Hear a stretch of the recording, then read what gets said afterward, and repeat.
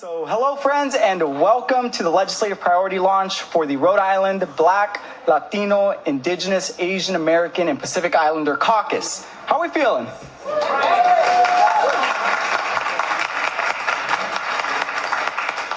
My name is David Morales, and I have the pleasure of serving as the House co-chair for the RIBLIA Caucus for the 2025 session.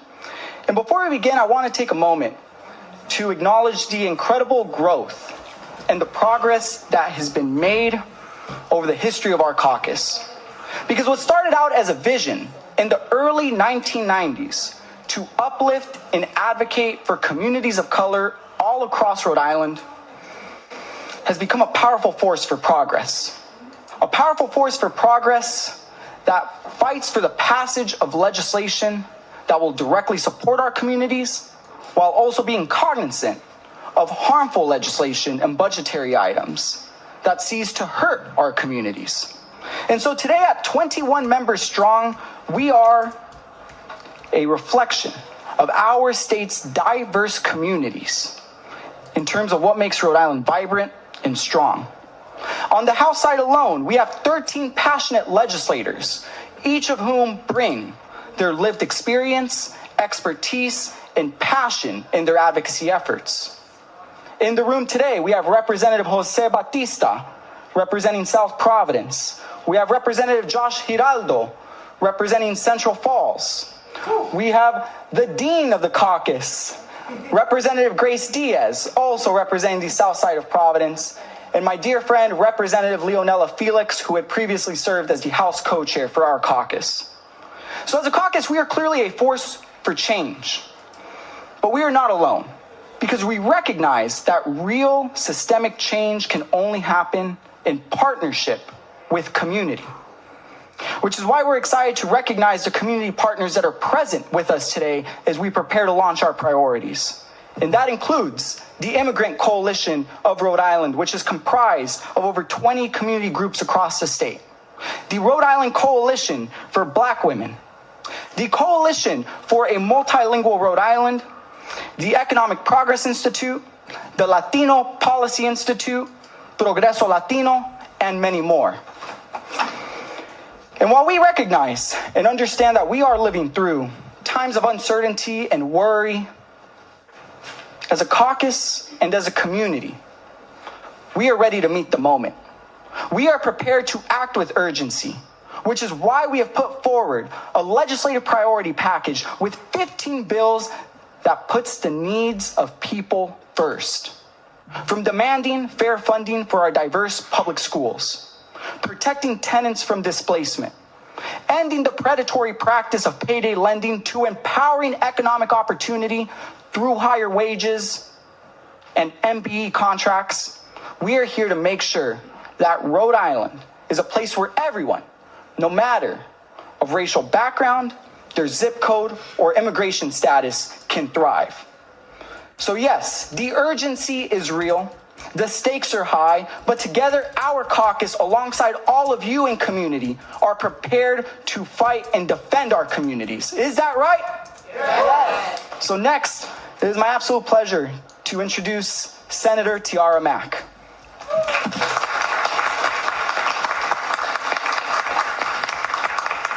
Thank you, Rep. Morales, my co-chair and co-conspirator, and thank you all for joining the RIBLIA Caucus today for our 2025 unveiling of our priorities. Representative Morales and I are the youngest members of our chamber, and this fact echoes a generational shift of how voices of working people and traditionally marginalized voices will be prioritized in the Rhode Island State House. The RIBLIA Caucus remains at 21 members strong, and our voices will not be denied or silenced in this legislative session because we represent fighting for the betterment of all Rhode Islanders. It is no secret that Rhode Island is facing a lot of challenges, especially for residents and communities of color. Daily costs are rising at alarming rates, and our state's essential systems are struggling and being stretched thin. There is anxiety and fear that our residents are experiencing serious issues due to the chaos raining down in D.C. While we're talking about funding our services. There are many of our residents that rely on them, like providing our children, particularly those in urban neighborhoods, high quality education, lowering the cost of vital health care, protecting renters, and correcting the persistent injustices in our legal system that have plagued Rhode Island communities of color for too long. This caucus, while composed primarily of people of color, is about all Rhode Islanders. We know that when we fight for quality health care, when we fight for our schools, and we fight to protect consumers in our state, whether they are Black or brown or the members of Rhode Island, they are being fought for because of our voices from communities all across the state. Because we know that when we uplift the most marginalized, everyone in Rhode Island thrives. Last year, Rep. Geraldo's bill to increase TCI benefits passed. Senator Quesada's DULA bill, which passed in 2021, and the cannabis legalization bill that passed in 2022, all were championed by members of the RIBLIA Caucus. But those bills went on to provide more funding in our budget through taxing cannabis and decriminalizing it in our state, by providing families more options to have health care visits and take care of sick ones and or themselves, and by providing more maternal health resources for Black and brown people and more job opportunities for birth workers. When we fight for the most marginalized, everyone in our state wins. Our priorities are addressing the oppressive fear that's coming down from DC and the chaos. But one thing about this legislative package is for certain. We have outlined a pathway for Rhode Island to see themselves and to see the champions for the issues that they care about most. Whether it's advocating for renters, whether it's advocating for consumer protections, we know that the urgent issues that are facing working families and working people, communities of color, and everyone else in our state is being addressed by the voices that are reflected here. And we are honored to have many of our colleagues speak about their legislative priorities today, including our caucus member, Representative Geraldo. Thank you.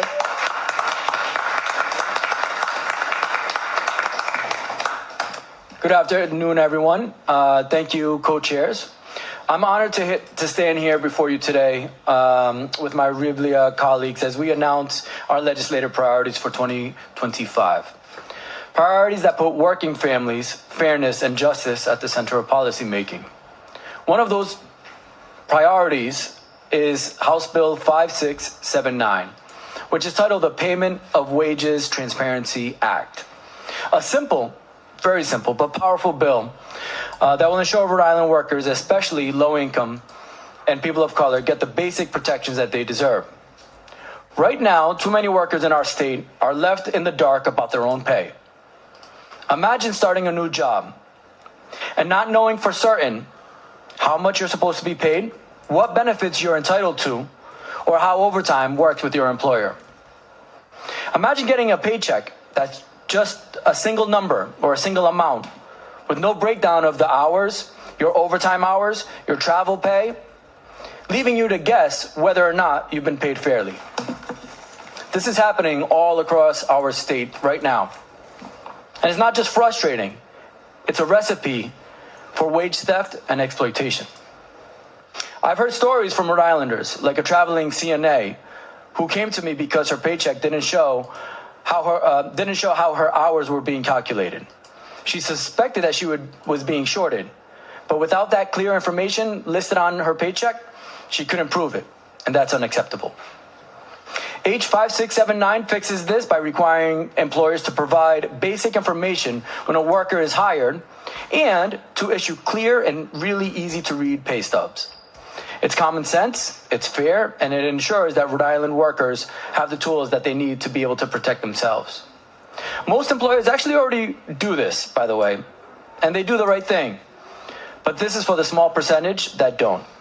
And it's for the workers who are struggling to support their families and can't even afford to lose even $1 of their hard-earned wages.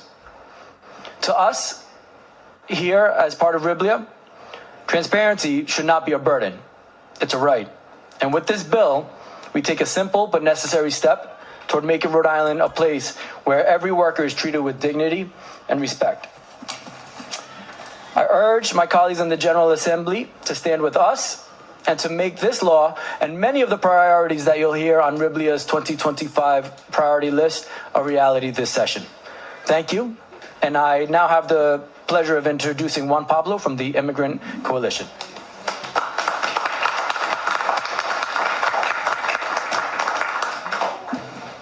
My name is Juan Pablo Campo. I immigrated to the U.S. 5 years ago from Peru and quickly fell in love with Rhode Island, this land and its people. I'm here today as the coordinator for the Immigrant Coalition of Rhode Island. The Immigrant Coalition is a network of 38 organizations, all committed to ensure the fair and equal treatment of our immigrant neighbors. Our members include AMOR, the Rhode Island Center for Justice, Dorcas International, the Latino Policy Institute, the Economic Progress Institute, and many others. I am representing these groups to express our vigorous support for House Bill 5674 and Senate Bill 274 that prohibits a landlord from inquiring about the immigration status of a tenant. Xenophobia is here, and many politicians are spreading hate to gain power. This bill will help stop hate from impacting the housing of our immigrant brothers and sisters. It will also help the hundreds of mixed-status families who are being threatened by their landlords. We have heard from many Rhode Islanders how they receive threats of deportation from their landlords. This has to stop now. Members of the coalition also support House Bill 5724 and Senate Bill 295, which prohibits state and local government officials from entering into or renewing contracts with ICE. We have heard from many mayors that they will not enter such an agreement. We want the General Assembly to recognize that this is also the will of Rhode Islanders. We do not want our taxes to pay for the separation of families. I want to thank the RIBLIA Caucus from the bottom of my heart for standing with us today in supporting these important pieces of legislation. Thank you for your work for justice and strengthening democracy here in Rhode Island. Your work holds this state and nation to its promise that we all have a right to life, liberty, and the pursuit of happiness. Thank you.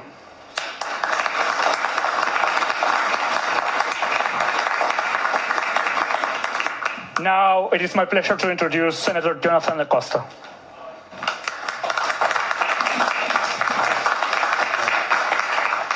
Thank you. Good afternoon, everybody. I am the portion of the program that will get a little technical, hopefully not too boring, and we'll try to avoid bringing too much math to the conversation. But I'm here to talk about a bill that is related to our school funding formula. In order to do that, I think it's important that I kind of set the table for how we got to where we are.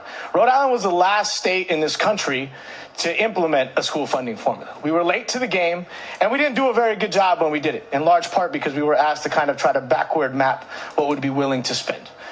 We've spent over a decade trying to address some of the shortcomings in our funding formula. At this point, everybody and their mama has a plan for how to fix it, and we're still waiting on organizations like RIPEC and the Rhode Island Foundation to give us their recommendation. I know you got the new logo, my bad. The bill that I've put forth does something that's very simple, but that I believe is very profound and important. What it does is that it requires the state to use Medicaid enrollment as a certification method for the student success factor. For those of you unfamiliar, to keep it very simple and very basic, we have a core per pupil amount, call it 1. For every low-income student that's identified as low income, schools get what's called the student success factor. So you get 1.4 of the per pupil. To use easy numbers, let's call that a little over $3,000, okay? Years ago, the federal government said that states needed to move away from old school forms for qualifying students as low income or underprivileged. The state of Rhode Island decided a few years ago that in an effort to comply with the federal government, what they would do is use SNAP enrollment. Now, at that time, I was already raising a stink within the Finance Committee that other states do this better. The state of Massachusetts, for example, has several certification pathways. It could be SNAP, it could be Medicaid, it could be TANF for old school welfare, it could be participation in public housing or Section 8, and you could use the old school form. Rhode Island chose to only use SNAP. And they told us that to assuage our concerns, they would multiply SNAP enrollment times 1.6, and that should try to get us close to the number of poor kids in each representative LEA, or local education agency. Well, we took them for their word, but we also asked them, rather we required them in law, to go and look and see if they could figure out how to use other pathways, including, and I called out, Medicaid in that budget that we passed. They did a great job. So first of all, shout out to EOHHS and RIDE, because what they showed for the math nerds out there is that they understand set theory. They took multiple data sets, found the intersection, removed people that were repeated, and then gave us the accurate number. What do we know about that accurate number? We are currently systematically undercounting poor kids in the state of Rhode Island. Somewhere around 6,000 kids. Now, if you multiply that 6,000 something by the 3,000 something, you're looking at around $20 million. And it impacts every school district across the state. In some places, it's small. So in North Providence, if you use just SNAP times 1.6 and compare that to just SNAP and Medicaid, removing any repeat folks, the difference between those two is just one kid. In Narragansett, it's just 4 kids, so a few $100s. In Barrington, though, it's 26 kids of difference. In Cranston, it's 66 kids, somewhere above $200,000 a year. And in East Providence, it's roughly 158 kids, or about $500,000 less going to the education of economically disadvantaged students in our state. We should not commit to baking in the systematic undercounting of students. The caucus supports the bill to do that. And while there may be other parts of the formula that will take years to fix, this year, the caucus says that we must commit to accurately counting poor students and providing the resources that they need in order to be educated. So with that, I want to shout out my co-sponsor in the House, Rep. Giraldo, and the caucus for carrying this bill. And I'd like to introduce my colleague in the Senate, Senator Ujifusa. Thank you.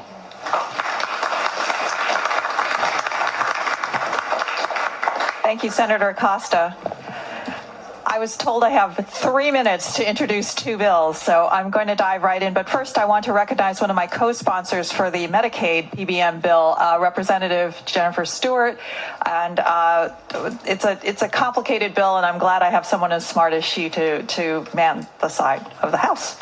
Okay, let's start right off. What are pharmacy benefit managers, right? PBMs. Okay, so to set the stage, there's you, the patients, and there are healthcare providers, and in between are insurance companies that take money from you guys or from Medicaid, and they give some of it to the healthcare providers, but they keep a big chunk. Those are middlemen health insurance companies, and they hire other corporations, private corporations, pharmacy benefit managers to handle the prescription drugs. So PBMs are middlemen for middlemen, okay? And they decide, this is what affects you, which drugs are covered under your insurance plan, how much your copay is going to be, what they pay pharmacists, and they can block you from getting prescription drugs, right, that your doctor ordered, as well as use up a lot of your time dealing with prior authorization denials.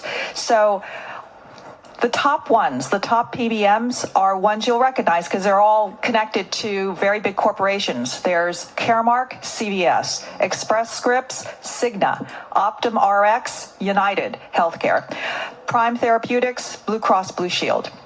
Now, these PBM parent companies beat Big Pharma on the Fortune 500 list of top revenue gainers. So, this is unbelievable. Middlemen are making more money than actual healthcare providers, and we have ignored them. In Rhode Island, we've basically ignored them. Why? Because you know who we think is making everything too expensive? You greedy patients and those sloppy doctors. So we don't pay any attention to these middlemen, PBMs, or their employers, the health insurance companies. But guess who does pay attention? Ohio, Texas, West Virginia, Kentucky. Not the most left-leaning states, right? Those guys have regulated pharmacy benefit managers. And by doing so, listen to what they did. They lowered prescription costs for consumers. They've saved hundreds of millions of dollars for their Medicaid programs without cutting programs. Did that sink in? And they got more money to providers, again, without making taxpayers pay more money. So it's time for Rhode Island to follow their lead, and that's what my bill does. Okay, and our bill does. And then, number 2 bill, you ready? A lot of people do not understand what's in their electricity bills, right? I mean, they'll say they do, but actually almost no one does. And it's time to fix that. So what this second bill does is this is the language for, before implementing rate changes, utilities, and that's Rhode Island Energy, shall submit a ratepayer impact analysis, that's an RIA, that estimates the impact of proposed rate changes on different customer classes. How about that? Wish we'd done that kind of analysis before we cut the taxes on the wealthy in 2009, but hey, I digress. This bill will also give PUC the authority to look at RIE's parent company, which is Pennsylvania Power and Light, PPL, right? The current law says the following. It's just a sentence, you guys. Actions taken by the Commission in the exercise of its rate-making authority for electric and gas rate cases shall be within the norm of industry standards. And, here's the line, recognize the need to maintain the financial health of the distribution company as a stand-alone entity in Rhode Island. As I read that, you can't look at PPL when you're trying to figure out what's going on with RIE. And that's got to go because PPL, yes, Rhode Island Energy has had its issues financially, but PPL profits went up approximately 20% between 2023 and 2024. So let's rein in those PBMs like Ohio. Let's make RIE explain and also allow PUC to analyze what the heck they're doing. And let's pass these 2 bills. Thank you so much.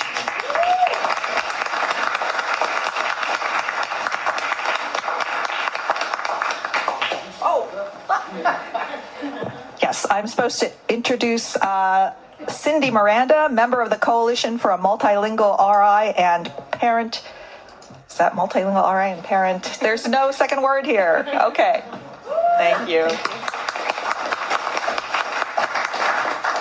Hi everyone, my name is Cindy Miranda. I am part of the Coalition for a Multilingual Rhode Island, which consists of 30 organizations across Rhode Island.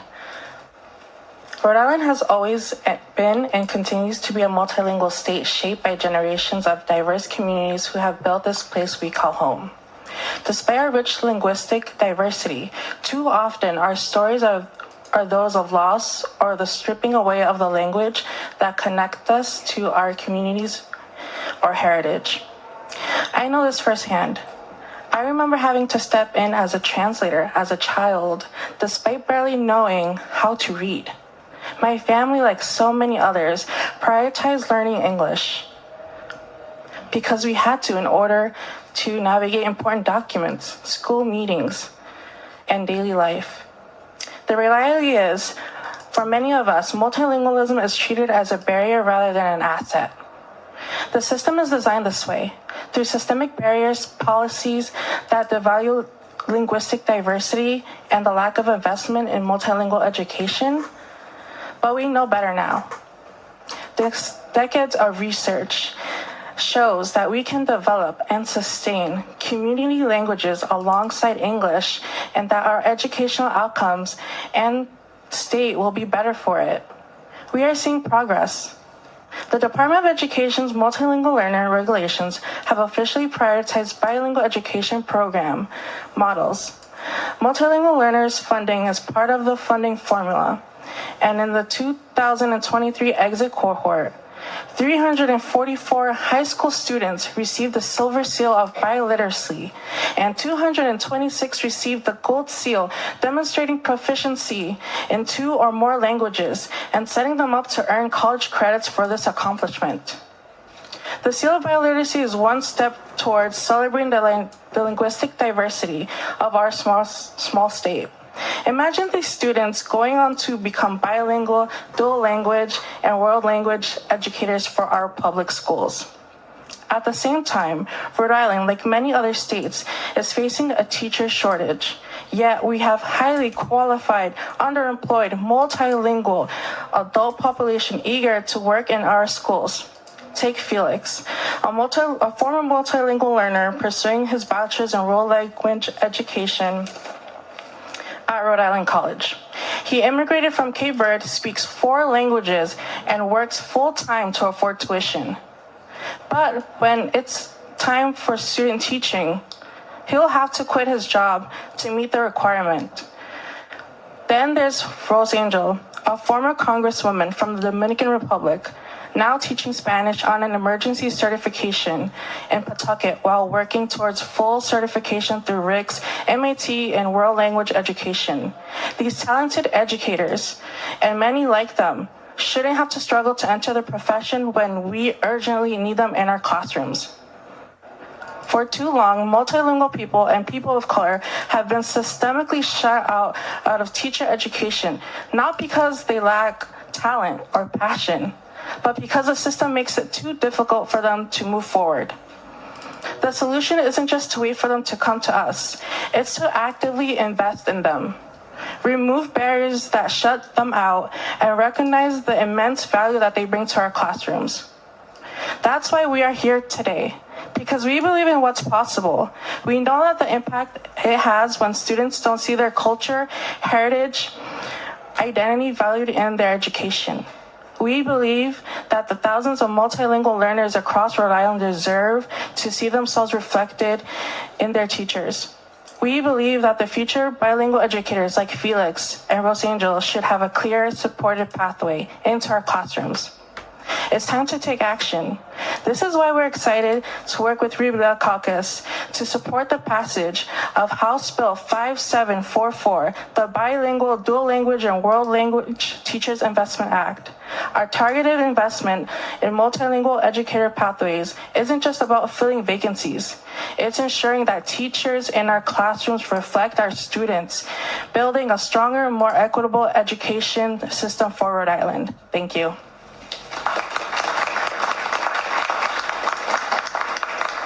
I would like to call Representative Leonel Felix.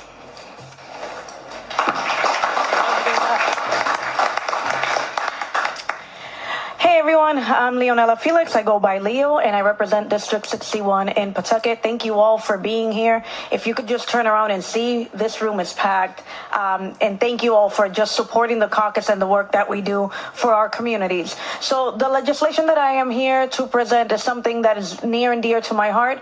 It is a legislation that for the last 5 years, Senator Acosta and I have carried in order to protect our immigrant communities here in the state of Rhode Island. So the legislation is very, very simple, but it makes one critical change. It reduces the maximum sentence for laws by 1 day. Simple as that. By 1 day, we redefine what is called a 1-year sentence for offenses from 365 days to 364 days. But you're going to be like, but why? What does a day could do compared to all the other things that we're talking about? Well, the reason is that this small adjustment has a profound impact. It protects immigrant Rhode Islanders from unjust immigration detention, denial of relief, and deportation. Under federal immigration law, a 1-year maximum sentence, even for a minor offense, can trigger devastating consequences for immigrants, including green card holders and their families, asylees, and domestic violence survivors. To give you an example, a person is convicted of a misdemeanor shoplifting. You go out, and in a moment of issues, you go and you steal a $50 t-shirt. For that offense, usually in the state of Rhode Island, you won't receive jail sentence. They will suspend it. But because that potential shoplifting charge carries with it a maximum penalty of 1 year. Now, someone who is undocumented or someone even who has a green card, an asylee, could easily be deported because of it. This is because this is called a crime of moral turpitude, even if you just stole a $50 t-shirt. It's unjust. By changing the maximum sentence to 364 days, we remove the unintended immigration consequences while maintaining judicial and prosecutorial discretion. Nothing in this bill, and I say nothing in this bill, removes the discretion of judges, removes the discretion of prosecutor to appropriately charge an individual as they see fit. But what it does is that if you're going to impose a sentence of 1 year, that 1 year is defined as 364 days. Because again, that we close the loophole on immigration consequences that can happen to our community. With immigration enforcement increasing around the country, the bill is more important than ever in protecting the trust between immigrant communities and our justice system. In Rhode Island, we believe in fairness. We believe in keeping families together, and we believe that no one should face exile from their home, their families, and their communities over minor offenses. Because no matter where any of us come from, we are all Rhode Islanders. And in Rhode Island, we stand with each other, we stand together. So thank you.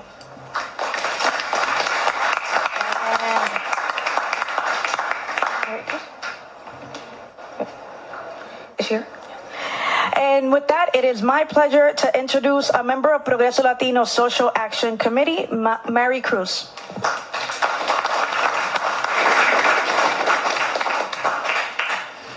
Hi, good afternoon, all. Jonathan is here. He also is going to translate it for us, so we have Spanish speaking. One for the main first. Okay. My name is Mary Cruz. I live in the city of Central Falls, and I am part of the I am from the Dominican Republic. I have been participating in the adult social community for the last 3 years, and it has been an amazing experience. As we advocate for our low-income and immigrant communities, in many ways, our Adult Social Action Committee is reflecting what is the city of Central Falls.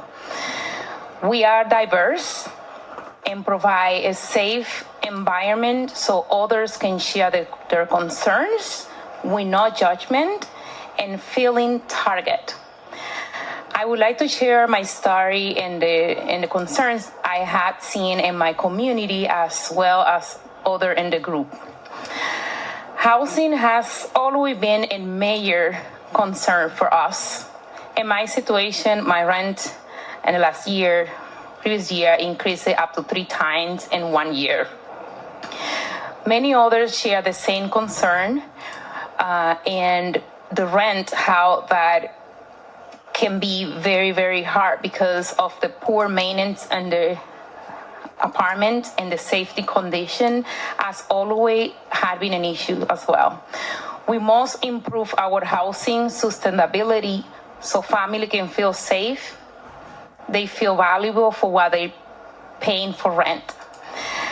As a previous youth staff of the city of the Central Falls, many youth face food insecurity. They was either at home, at school, or after the school program, in which we couldn't provide healthy snack due to the lack of the funds. This had been a persistent issue in our community with the lack of program as well. As a mother of 3 children, I will want my kids to have a bright future and they can go to college as well. As also an insurance agent, I had witnessed many individuals losing their Medicaid due to their significant income level. That lead many individuals to avoid prescription costs, doctor visit, and receive daily complaining about how they're feeling, increasing about the health and safety. We must provide more funds so low-income family can have access to a high-quality health care. I would like to thank Rhode Island Black, Latino, Indigenous, Asian American, and Pacific Island, CAUCAs, for having me, and for all the hard work you are doing in the state level. Most importantly, I would like to thank you for all the leading by example. It is important for our youth of color to follow this field of work as diversity and have our magnificent community by here. I would like to thank all the organizations who support and advocate our low-income and immigrant communities. In many ways, we all are part of the adult action community. We all diverse. We share similar concerns in our community, and it's important for our city of Central Falls having equally access so our constituent in our community can live, play, work, and learn all together. Thank you.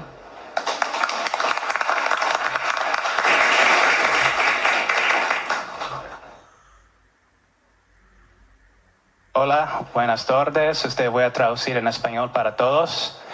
Buenas tardes, mi nombre es Mari Cruz, soy residente de la ciudad de Central Falls y soy de la República Dominicana. He estado participando en el Comité de Acción Social para Adultos durante los 3 últimos años, ya que abogamos por nuestras comunidades de bajos ingresos y inmigrantes. De muchas maneras, nuestro Comité de Adultos es un reflejo de Central Falls. Somos diversos y proporcionamos un ambiente seguro para que otros puedan compartir sus preocupaciones sin ver juzgados ni sentirse atacados. Me gustaría compartir mi historia y las preocupaciones que he visto en mi comunidad, así como dentro del grupo. La vivienda siempre ha sido una de nuestras mayores preocupaciones. En mi caso, mi alquiler ha aumentado hasta 3 veces en un solo año. Muchas otras personas comparten la misma preocupación por el aumento de alquiler, pero el mal mantenimiento y las condiciones de seguridad siempre han sido un problema. Debemos mejorar la sostenibilidad de nuestra vivienda para que las familias puedan sentirse seguros y valorados por lo que están pagando. Como ex miembro del personal juvenil de la ciudad de Central Falls, muchos jóvenes enfrentan inseguridad a alimentos. Esto ocurre ya sea en sus hogares, en las escuelas o en los programas extracurriculares, en los cuales no podíamos ofrecer saludable debido a la falta de fondos. Esto ha sido un problema persistente en nuestra comunidad. Como una madre de 3 hijos, quiero que lo mejor para mis hijos para que puedan ir a la universidad y tener un futuro brillante. Como agente de seguridad de salud, ha sido testigo de cómo las personas pierden su Medicaid debido a su nivel de ingreso insuficiente. Esto lleva a muchas personas a evitar el costo de los medicamentos y las visitas al médico.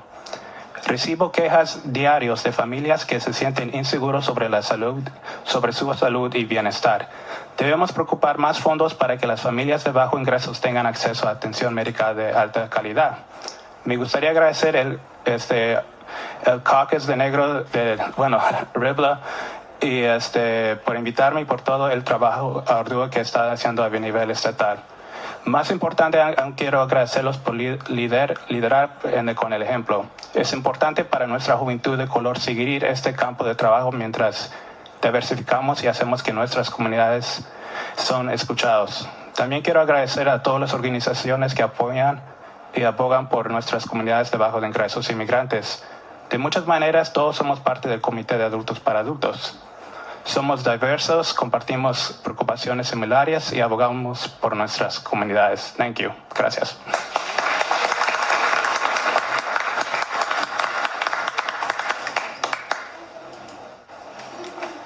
Thank you all for joining us today, including our Senate colleagues, Senator Zurier, who was here earlier, Senator Oyer, who is still here, Majority Leader Valerie Lawson, Senator Jake Basilian, and the members of the RIBLIA Caucus on the Senate side, Senator Acosta, Senator Quesada, Senator Ujifusa, Senator Gu, and Senator Lamas Vargas, who are not able to join us today. And we're also supported by 3 wonderful interns this year, Natalia, Brianna, and Akisi, who are supporting our legislative efforts as well. So with that said, we have to ask, to our diverse audience, to our advocates, our friends, our neighbors who have joined us today, are we ready to take action with the RIBLIA Caucus? I'm sorry, y'all, I could not hear. Are we ready to ensure that here in Rhode Island, our communities of color have have representation, but most importantly, a level of advocacy that is going to improve their quality of life. Entonces, juntos vamos a asegurar que vamos a seguir luchando para nuestra comunidad y por eso le queremos decir muchísimas gracias por tomando el tiempo para estar aquí. So we will continue to keep you all updated as we work through our 15 bill priority list, because we expect that we're going to have community present during the hearings, that we're going to have community present when we are on the House floor, on the Senate floor, debating these issues, because together we will make all of these policies, all 15, a reality for Rhode Islanders. Thank you y muchas gracias.